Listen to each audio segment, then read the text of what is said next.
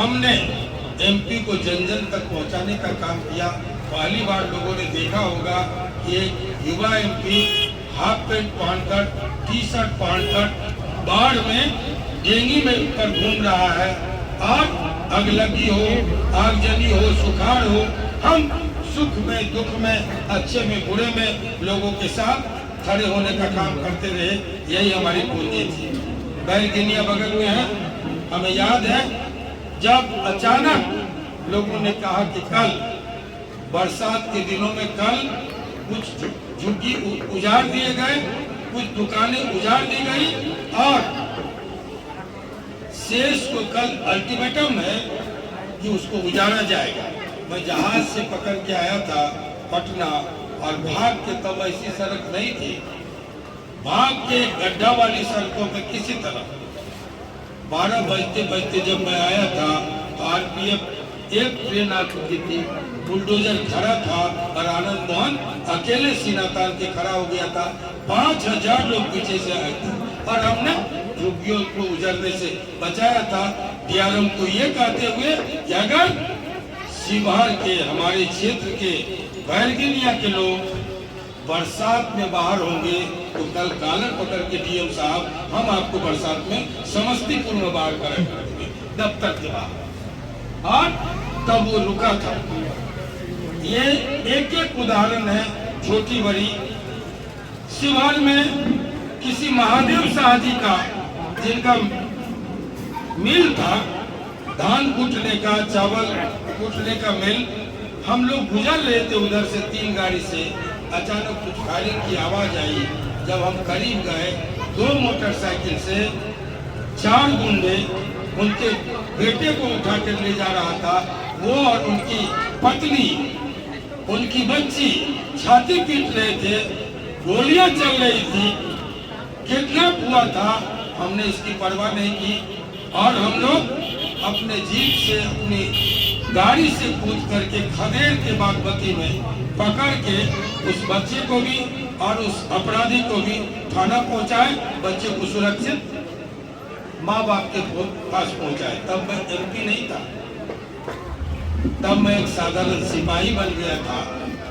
यही मेरा किरदार है। कनुआनी जहाँ एक बहन की इज्जत के साथ वहाँ का पुलिस वाला नजर रखे हुए था और रात में शौच के लिए निकलने पर उसके साथ छेड़खानी की कोशिश की थी। मुझे शिकायत मिली, मैं कैंप पर आया, पीट कर एम्बेसडर गाड़ी हुआ करती थी, उसकी डिक्की में लाद कर शिवहर लाया था। पूरा पुलिस लाइन उसके पक्ष में खड़ा हो गया था और उस रात 5000 लोग हम लोग एसपी कार्यालय को घेर लिए थे।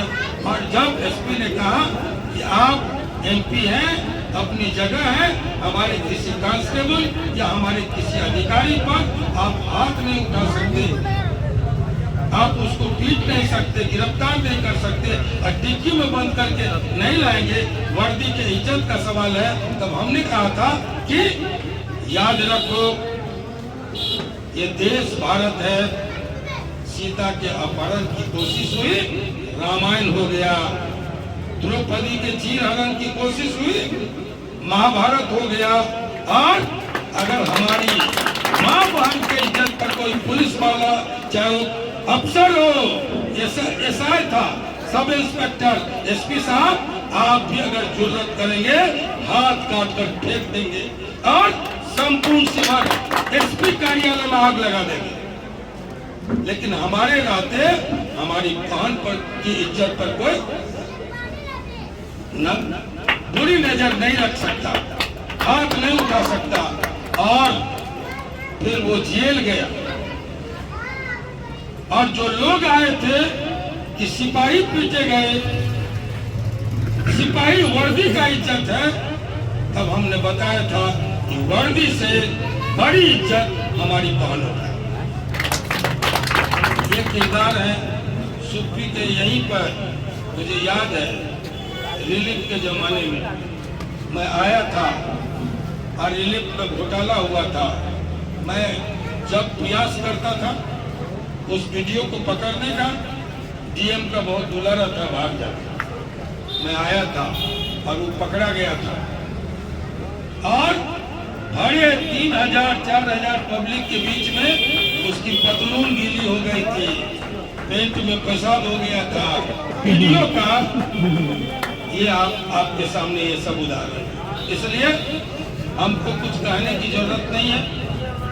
मैं गया था कल मारा कुशमारी इन इलाकों में, कुछ नौजवान आए यूनिवर्सिटी में पढ़ने वाले, और उन्होंने कहा कि आनंद मोहन जी आपको जिता देंगे, हम लोग सहनी लोग हैं और हम लोग को भ्रम है कि हम लोग भुला तो नहीं जाएंगे, दिए जाएंगे। तब एक बूढ़ा निकल के आया लाठी देखता हुआ, वो उसका दादा था, और डांटा और कहा कि आनंद मोहन जी पर ये सवाल मत करो, इसका जवाब बाद में हम देंगे। हमने कहा था कि भाई साहब हमारे पुराने चाहने वाले थे, समर्थक थे, हमने कहा था अब इन नौजवानों को समझाने की जिम्मेवारी आप बुजुर्गों की है इससे ज्यादा। और हमने नौजवानों को कहा कि आप हमसे नहीं, इनसे हमारे बारे में जान लें और हम आगे बढ़ जाए। साथियों, इसलिए नई पीढ़ी के लोगों के मन में कोई अगर भ्रम हो, कोई संशय हो, तो हम सिर्फ इतना कहेंगे कि आनंद मोहन की नियत पर कभी संदेह मत करें। जब हम यहाँ थे, मैं चुनौती देता हूँ कि कोई जात पात करते हुए एक उदाहरण आनंद मोहन का पेश कर दे। जब मैं यहाँ था, बैकवर्ड और फॉरवर्ड की लड़ाई करवाते या उसमें शामिल होते, आनंद मोहन को एक सबूत दे दे। जब मैं यहाँ था, दलित और ब्राह्मण नहीं किया, जब मैं यहाँ था, हिंदू और मुसलमान नहीं किया। इसलिए कि एक एमपी की जिम्मेवारी अगर द्रुत विकास है, अपने क्षेत्र का अफसरशाही को कम करना है, भ्रष्टाचार पर अंकुश लगाना है, तो उसी के साथ साथ एक एमपी की गुरुतर जिम्मेवारी है सामाजिक सद्भाव को कायम रखना, सामाजिक एकता, मिलत, प्रेम, भाईचारा को बनाए रखना, ये भी गुरुतर जिम्मेवारी है। और मैं इस मामले में पीछे नहीं रहूंगा। जो भरोसा अभी मैंने कहा था कि आप जेल में रहते बिना जांचे, बिना पढ़ के, बिना जाने, बिना पहचाने आनंद मोहन पर यकीन किया है, तो यकीन कीजिए, विश्वास रखिए, आपके भरोसे को हम टूटने नहीं देंगे। आज फिर दोहराते हैं कि अगर आप लवली आनंद जीती तो 100% आपके भरोसे पर खड़ी उतरेगी। और जैसा कि नागेंद्र भाई ने कहा, अगर आप दूसरे को चुनेंगे, एक एमपी चुनेंगे, लेकिन आनंद मोहन को चुनेंगे तो फोकट में एक सिपाही भी चुन लेंगे। साथियों मित्रों, ज्यादा नहीं, कई जगह जाना या दूसरी मीटिंग होते होते यहाँ 4:30 या 5 बज गए, आगे 7 मीटिंग हमारी बाकी है। आप सबको कहेंगे कि आइए, बहुत तरह के भ्रम की बातें होगी, यहाँ सिटिंग था, वहाँ कट गया, यहाँ फला जात का था, इसका कट गया, ये सब नहीं देखना। लवली आनंद जी थी या देवेश ठाकुर जी थे या संजय जायसवाल जी थे या कोई मधेपुरा का दिनेश चंद्र यादव जी थे, कोई जीतेगा प्रधानमंत्री नरेंद्र मोदी। इसलिए इन लफड़ों में, पचड़ों में पड़ने की जरूरत नहीं है। हम अर्जुन की तरह न मछली देखेंगे, न उसकी आंख देखेंगे, आपकी पुतली देखेंगे और दिल्ली देखेंगे। ठीक कह रहे थे अनुज अभिषेक कि देश का नारा है 400 पार, शिवहर का नारा होना चाहिए 4 लाख पार। इसलिए कि अगर शिवहर 4 लाख पार करेगा, वैसे क्या सर्वे रिपोर्ट कर रहे हैं चैनलों का कि हम 40 की 40 सीट जीत रहे, तो 40 की 40 सीट 100 लाख से, 1.5 लाख से, 50,000 से जीत गया, तो उसमें शिवहर की अहमियत क्या रहेगी? शिवहर की प्रतिष्ठा, शिवहर की विशेषता, शिवहर का अहमियत तब रहेगा जब हम 40 में कम से कम सर्वाधिक वोट से जीतेंगे। देश नहीं तो बिहार, और बिहार में सर्वाधिक मतों से जीते। और अगर सर्वाधिक मतों से आप जीतेंगे तो आपका कैंडिडेट आधी आबादी को रिप्रेजेंट करता है।